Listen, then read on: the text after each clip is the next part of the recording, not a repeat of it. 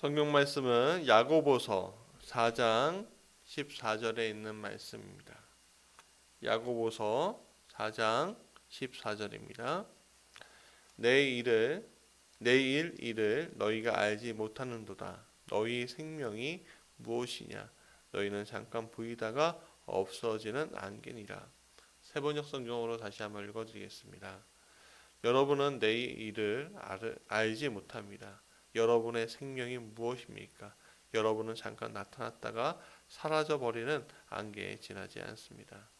하나님의 관점에서 바라보기라는 제목으로 목적이 이끄는 삶 5일차 사순절 특세 5일차를 시작하겠습니다. 삶에 대한 우리의 관점이 우리의 삶을 만들고 있습니다. 삶을 어떻게 정의하느냐에 따라서 우리의 운명이 결정이 됩니다. 우리의 관점은 우리가 시간을 어떻게 투자하고 돈을 어떻게 사용하며 재능을 어떻게 활용하고 관계에 얼만큼의 가치를 두는지에 대해서 굉장히 영향을 많이 미치고 있습니다. 여러분은 여러분의 삶을 어떻게 바라보고 계십니까? 다른 사람을 가장 이해하기 좋은 방법은 그 삶을 어떻게 바라보냐고 물어보는 것입니다. 우리의 질문을 받은 사람의 수만큼이나 우리는 굉장히 다양한 대답을 나오는 것을 우리가 볼 수 있게 됩니다. 어떤 사람들은 그 삶이 마치 놀이동산의 회전목마와 같습니다 라고 얘기합니다.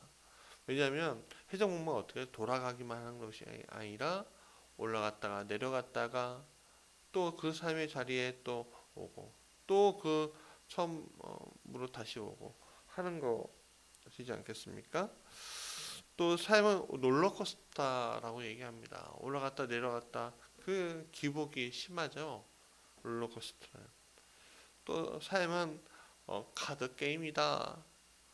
우리가 가진 카드로만 게임을 해야 한다라고 사람들은 또 자신의 삶을 그렇게 정의하는 것을 보게 됩니다.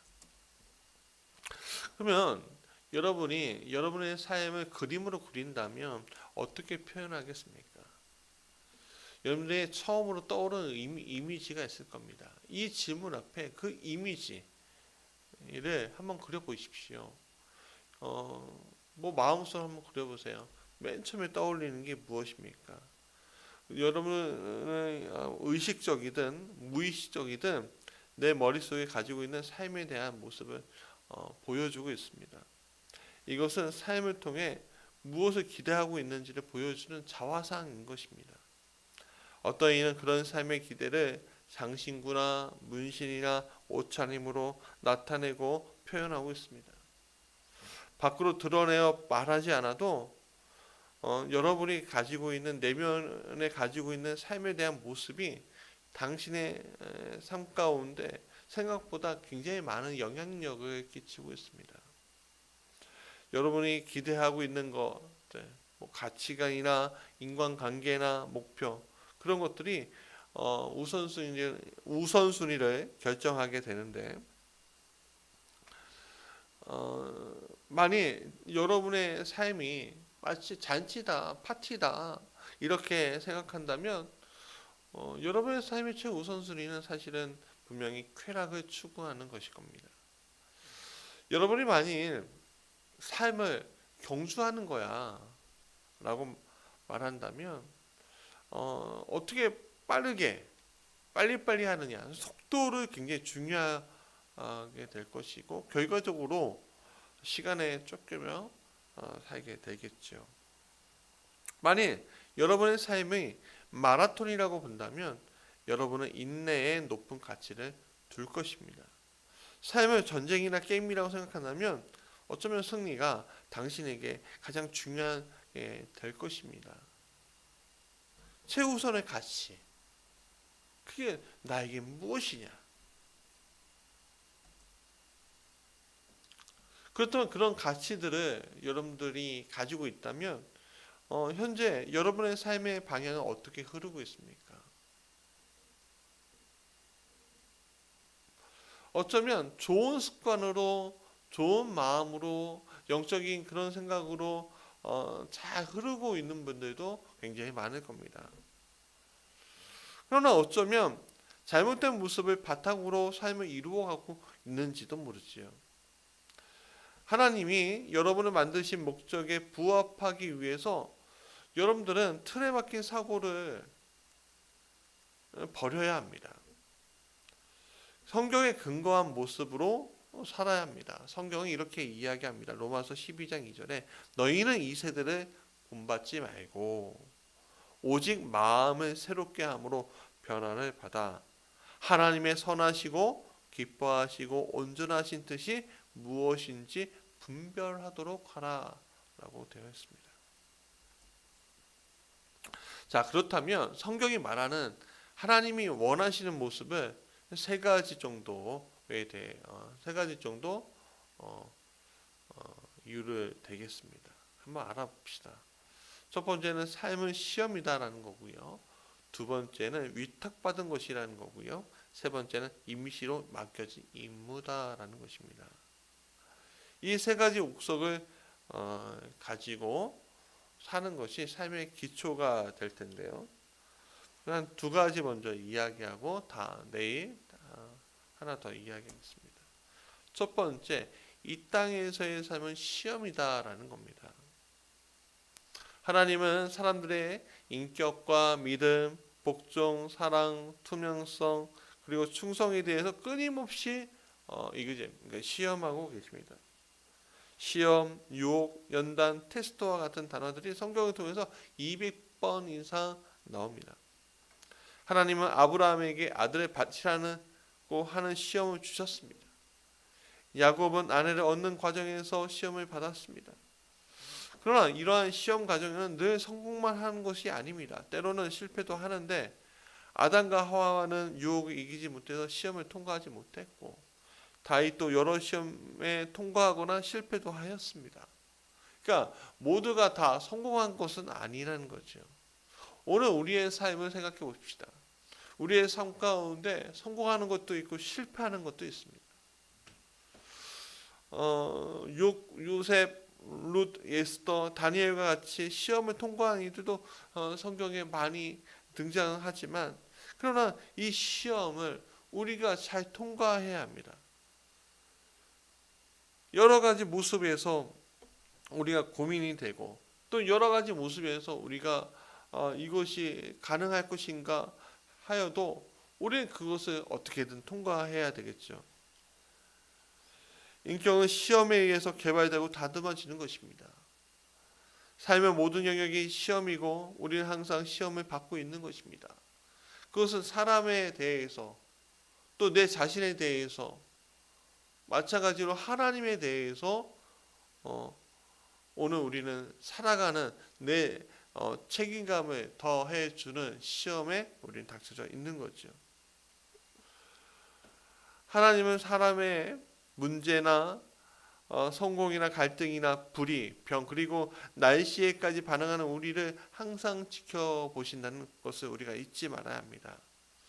그뿐 아니라 우리가 다른 사람들을 위해 문을 주거나 작은 친절을 베풀거나 사소하게 쓰레기를 줍거나 또 상점 직원들에게 또 식당 직원들에게 우리가 친절하게 대할 때와 같은 아주 사소한 행동까지도 하나님은 지켜보고 계신다는 것을 우리가 잊지 말아야 합니다. 그렇다면 하나님이 우리에게 주실 시험은 무엇인가? 우리가 안다고 다 말할 수는 없습니다. 그러나 성경에서 발견할 수 있는 사실을 바탕으로 몇 가지 예측해 볼 수 있습니다. 우리는 삶 속에서 일어나고 있는 중대한 변화, 또 미루어진 약속, 해결이 불가능해 보이는 문제, 응답받지는 못한 기도, 이유 없이 받는 비난, 그리고 이해할 수 없는 비극적인 사건들을 통해서 시험을 받을 것입니다. 우리 자신도 하나님이 문제와 연관시켜서 내 믿음의 분량을 가지고 있는 소유물을 사용하는 방법을 통해서 희망의 척도를, 소망의 척도를 그리고 사람과의 관계를 통해서 사랑의 모습을 시험한다는 것을 우리는 알아야 합니다. 아주 중요한 시험 가운데 하나는 우리의 삶에서 하나님의 임재를 느끼지 못할 때 우리가 어떻게 반응하느냐에 따른 것이죠.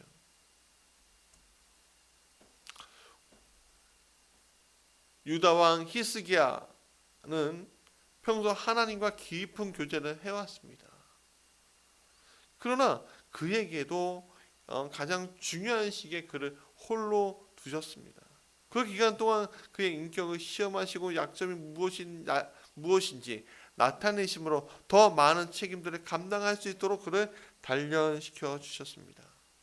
그래서 역대하 32장 31절에 바빌로니아의 사절단이 와서 그 나라가 이룬 기적을 물을 때 하나님은 그의 인품을 시험하시려고 히스기야가 마음대로 하게 두셨다라고 지금 이야기하고 있는 것입니다. 여러분, 삶은 시험입니다. 삶이 시험이라는 것을 깨달으면 우리는 삶에서 중요하지 않은 것은 아무것도 없다는 것을 알게 될 것입니다. 가장 작은 사건도 우리의 인격에 매우 중요하게 작용합니다. 매일이 중요한 날이고 매 순간이 인격을 개발하고 사랑을 실천하며 또 하나님께 의지할 수 있는 성장의 기회인 것이죠. 물론 어떤 시험은 아주 크게 느껴질 것이고 어떤 시험은 있는지 없는지 알지 못할 만큼 작을 수도 있습니다. 하지만 이 모든 시험들이 우리에게 끼치는 영향력은 굉장히 영원한 것이죠. 우리가 하고 있는 목조 이끄는 삶의 저자 릭 워렌 목사님도 큰 시험을 당한 적이 있습니다.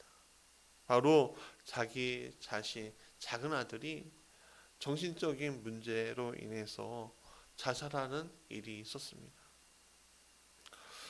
근데 이 자살할 때 많은 것을 용서하는데 많은 것을 극복하는데 너무 힘들었답니다. 그러나 수년이 지난 다음에 정말 용서할 수 없었던 게 이 아들의 자살에 불법적으로 총을 판매한 남자에 대해서 용서하기가 그렇게 힘들었다는 겁니다. 아들이 이름이 매튜인데 매튜가 자살할 때 사용한 총을 불법적으로 판 남자를 용서하기 위해 몸부림치고 있습니다. 매튜의 죽음 이후 가장 어려웠던 일 중 하나가 그 사람을 용서하는 것이었습니다. 나는 그를 용서하고 싶지 않습니다. 하지만 릭 워렌 목사님은 결국 용서라는 주제를 통해서 하나님의 뜻에 대한 깨달음을 얻게 되었다고 언급하는데 이렇게 얘기합니다. 우선 나는 그를 용서합니다. 나 또한 하나님으로부터 용서받았기 때문입니다. 또한 그를 용서하지 않는다면 내가 너무 비참해질 것 같았습니다. 마지막으로 나 역시 미래에 더 많은 용서를 구할 필요가 있을 것이라고 생각합니다. 여러분, 오늘 우리는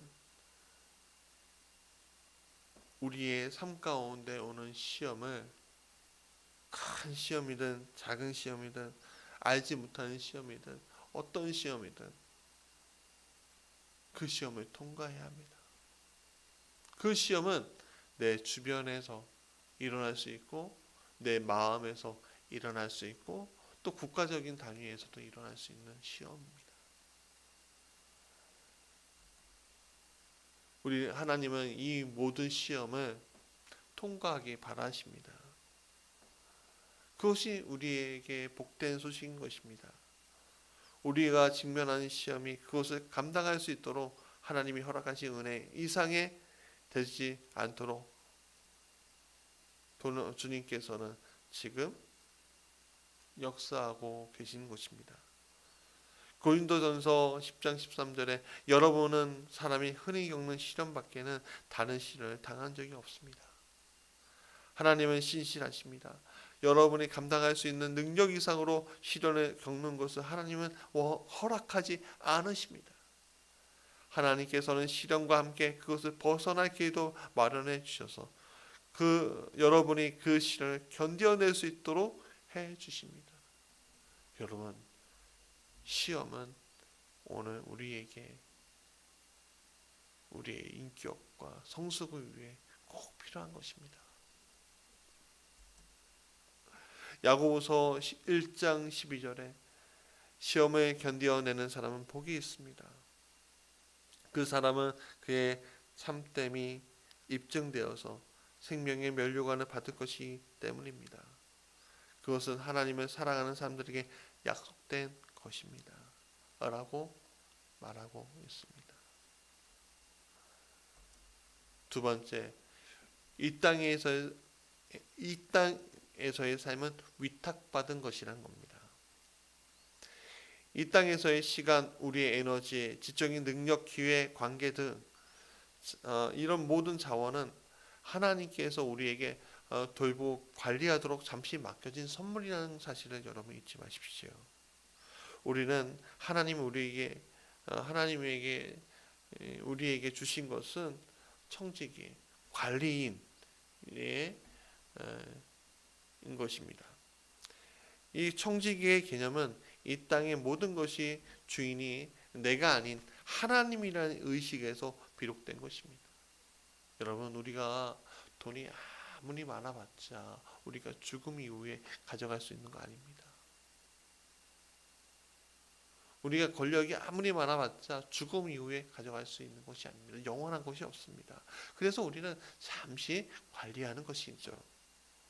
성경이 이렇게 얘기합니다. 시편 24편 1절에 땅과 그 안에 가득 찬 것이 모두 다 주님의 것, 온 누리와 그 안에 살고 있는 모든 것도 주님의 것이다.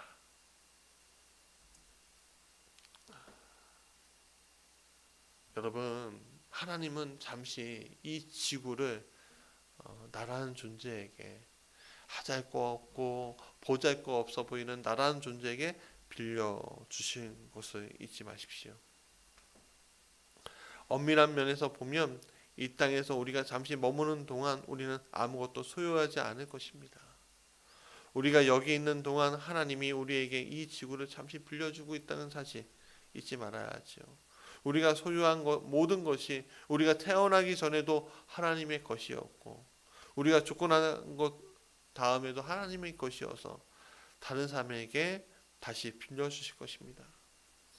즉, 우리는 땅에서 사는 동안 우리가 소유한 것을 잠시 동안 즐기고 사용할 뿐이라는 것이죠.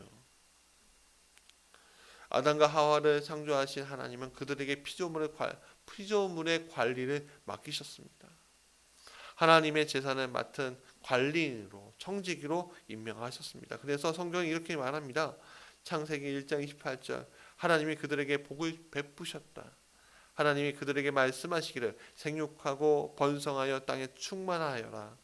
땅을 정복하여라. 바다의 고기와 공중의 새와 땅 위에 살아 움직이는 모든 생물을 다스려라. 라고 주님은 말씀하셨습니다. 그래서 하나님이 우리에게 제일 처음 맡기신 일은 무엇일까요? 바로 하나님의 소유물을 돌보고 관리하는 것이었습니다. 이 역할은 창세 전부터 지금까지 한 번도 바뀐 적이 없습니다. 그냥 오늘날 이것이야말로 우리가 살고 있는 목적 가운데 하나인 거죠. 우리가 누리는 모든 것이 하나님이 주신 위탁물답게 다루어야 합니다. 성경은 말합니다. 당신이 가진 것 중 주님이 주시지 않은 것이 무엇이 있는가? 라는 거죠.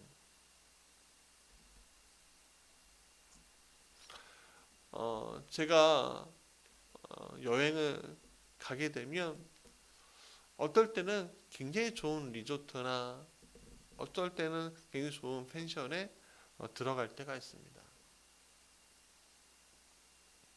그러면 내 집처럼 사용하고 그 집에 있는 모든 것들을 누리려고 노력합니다.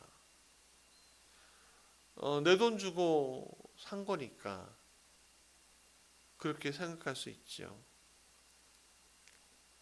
그러나 여행 내내 그 숙소에 머무는 동안 그것이 정말 내 것이 아니다 라는 사실을 알고는 있었습니다.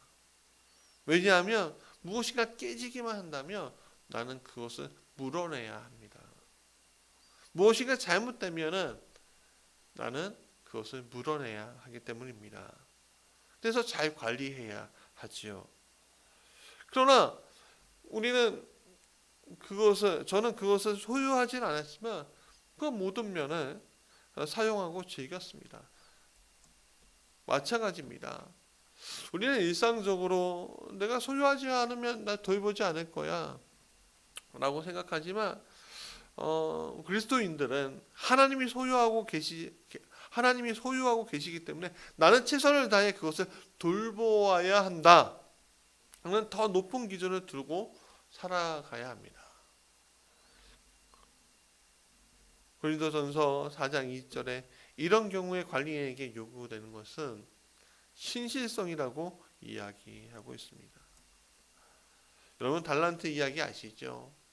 1달란트, 2달란트, 5달란트를 어떤 주인이 청지기들, 관리인들에게 맡겼습니다.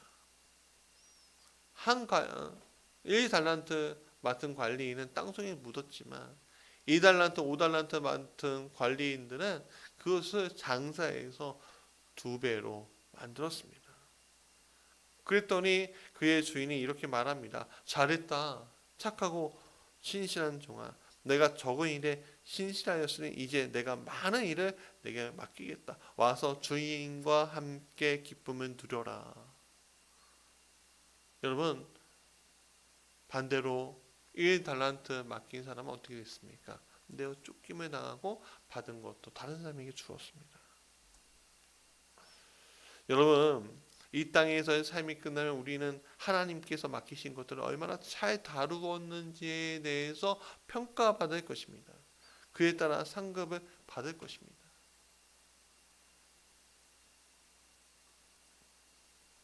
그것은 우리가 하는 모든 것, 아주 작은 집안일까지도 영원히 영향을 미칠 것임을 의미하고 있습니다.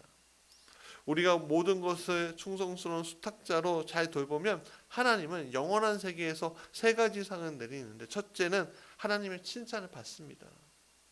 아주 잘했다고 말씀하실 것입니다. 여러분 학생이 작은 아이나 큰 고등학생이나 대학생들이요 선생님을 잘 만나기를 항상 바라고 있죠. 학년 초가 되면. 근데 부모도 마찬가지입니다. 근데 선생님을 잘 만나면요 그렇게 자신을 괴롭히던 과목이요 행복해져요. 수학이 행복해지고요, 영어가 행복해지고요, 역사가 행복해져요. 작은 칭찬이 사람을 변화시킵니다. 하나님도 우리를 칭찬해 주십니다.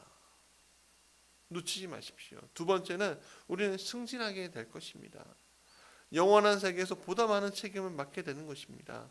내가 많은 곳으로 내게 맡기겠다라고 하는 거죠. 3번째는 하나님과 기쁨의 자리에 함께 하게 될 것입니다. 와서 내 주인의 즐거움을 같이 나누자. 그 말씀을 여러분 잊지 마십시오.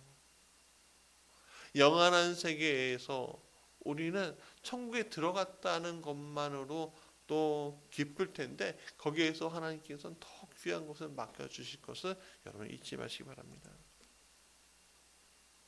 대부분의 사람들은 돈이 한편으로는 시험인 동시에 하나님 맡기신 것이라는 사실을 제대로 깨닫지 못합니다.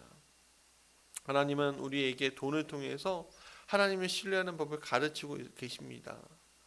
그러나 많은 사람들이 돈은 가장 큰 시험거리가 됩니다. 하나님은 우리가 얼마나 신뢰할 만한지 시험하시기 위해 우리가 돈 쓰는 방법을 지켜보시는 것을 잊지 마십시오.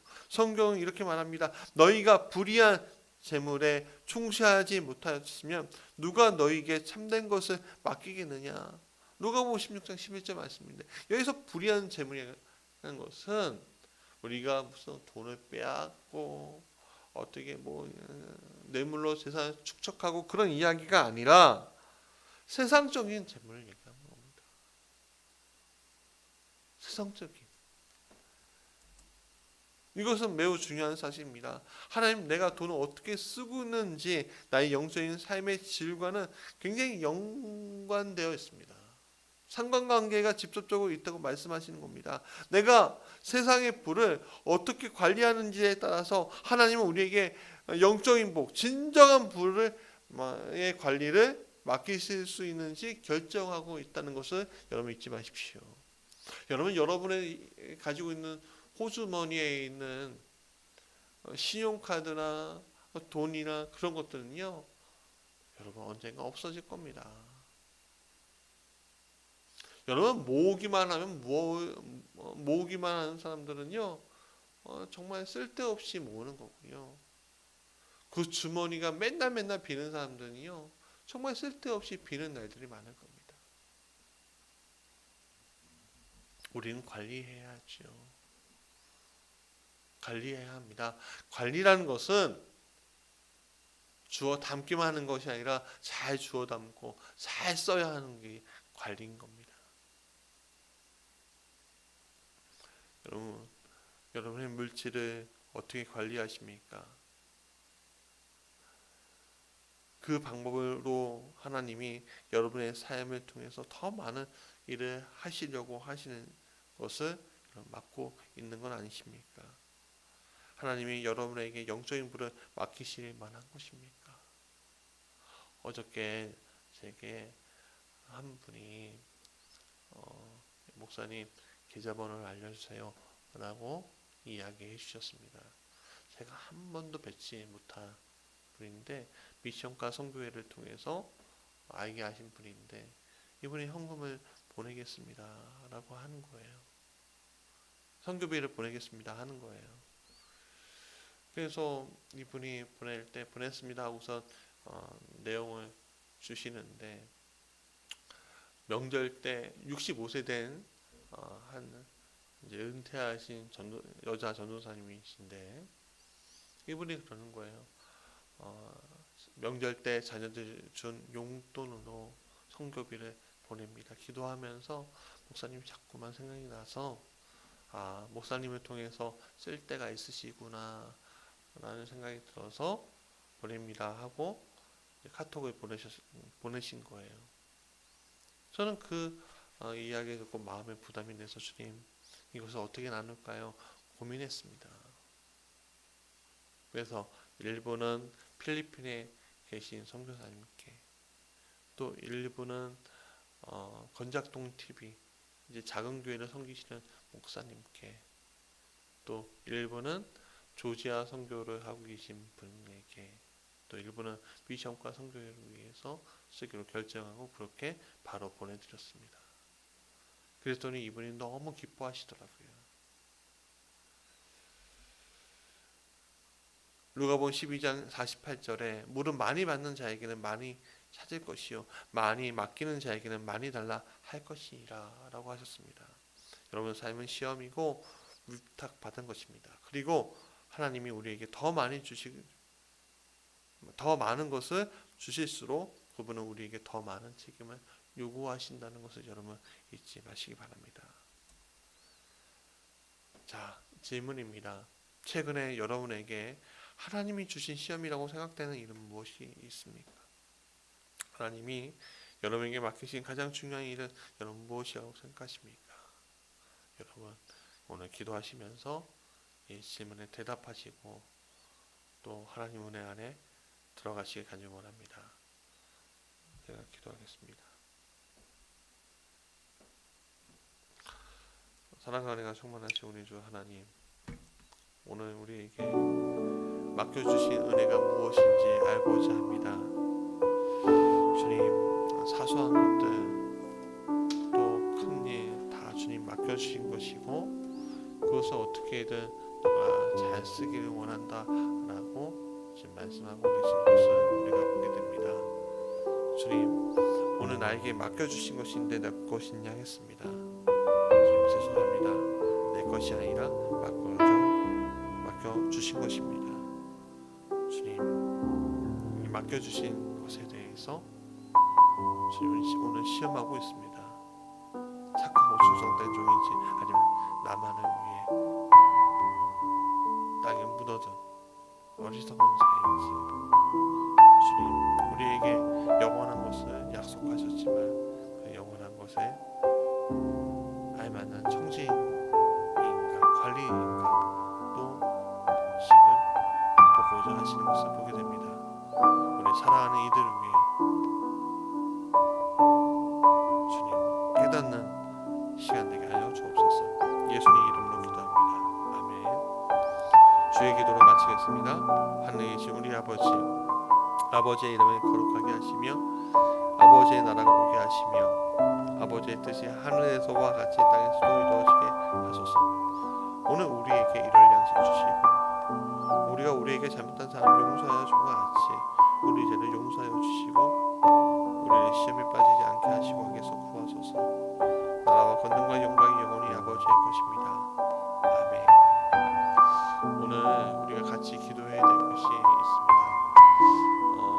코로나19 상황이 이제 종착역으로 시작하는 첫 단계에 접어들고 있는 것 같습니다. 이번 주부터 백신이 접종이 된다고 합니다. 정부는 계획하기를 11월 달까지